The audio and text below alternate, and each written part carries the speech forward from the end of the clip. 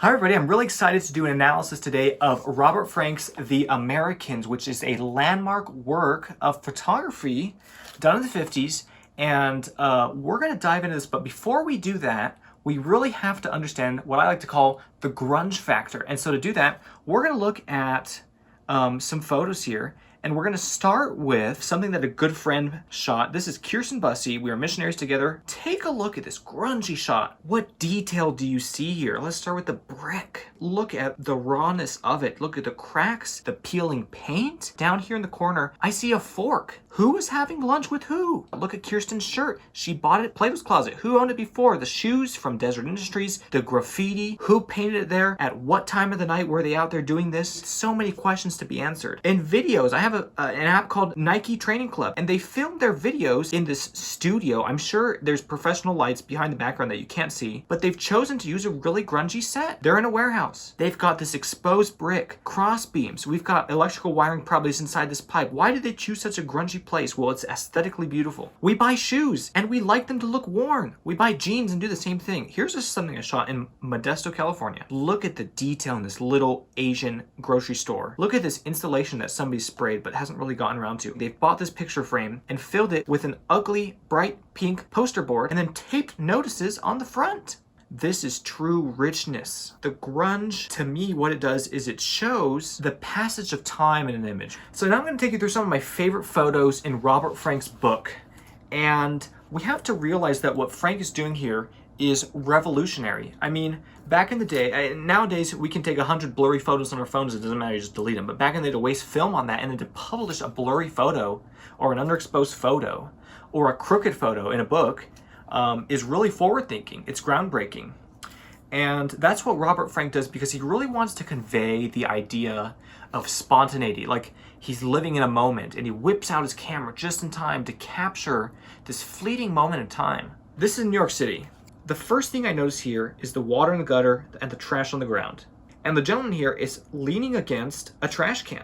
As if Frank's commenting, you know, all the trash is on the ground, none of it's in the trash can. We see sidewalk cracks, which I love, his dusty shoes. This is in Salt Lake City. I think this is totally ironic. First of all, I think he's underexposed it to make it a little dark. Look at the sign of the school. We don't know exactly what it's called, but the School of Something in Art. And I'm just thinking, this architecture is so heavy and so foreboding and almost like witch-esque from that conic roof that it doesn't look very artistic or inspiring at all. Looks dark. And you know, this book is first published in France. Frank, by the way, is not American. I can just imagine the French thinking, is this what you call your art school? Jack Kerouac wrote a foreword to this, a famous Beat Generation writer, and he calls this the loneliest picture ever made. The urinals that women never see, the shoe shine going on in sad eternity. Isn't this a romantic photo? The inside of the men's bathroom, we have stains in the ground. Now, just to make it clear to the women, we don't have shoe signs in men's bathrooms anymore, okay? We don't even have shoe signs unless you're at the airport. This photo is in a bar in Detroit. I love to see the contrast of these portraits of US presidents, esteemed men, surrounded by a cheap picture frame. And one of the paintings is even hung up by this wire that's twisted on itself with an eye hook. We say sign, you must be 21 and prove it. Funny.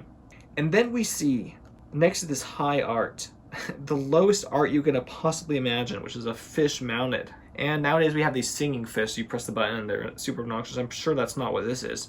But nevertheless, a cheesy fish mounted on a wood block, contrasted with the highest leaders of the land. This is typical American disregard, you know, for just some classical beauty, right?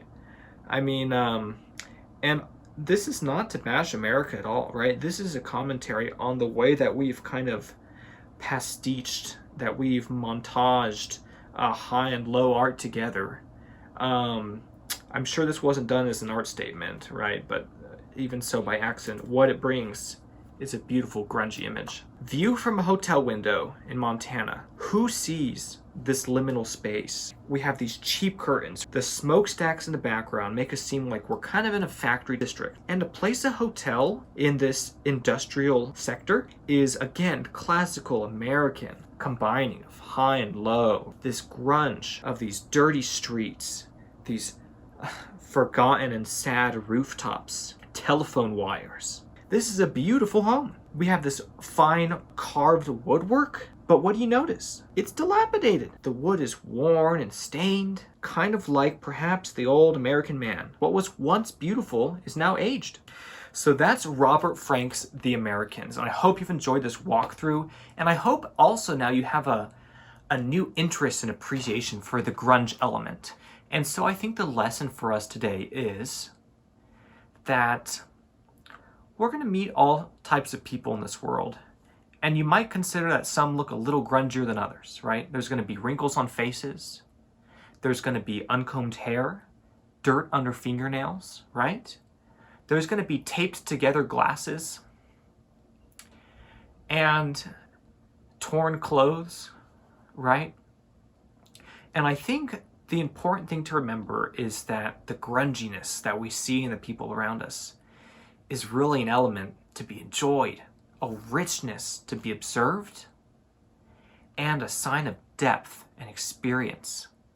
And I hope that just the same way that we look at these layers of paint on a brick wall and wonder what the story was behind each subsequent painting, that we'll look at these layers on our grungy acquaintances and try to understand the experiences that built up these wrinkles and cracks and tears.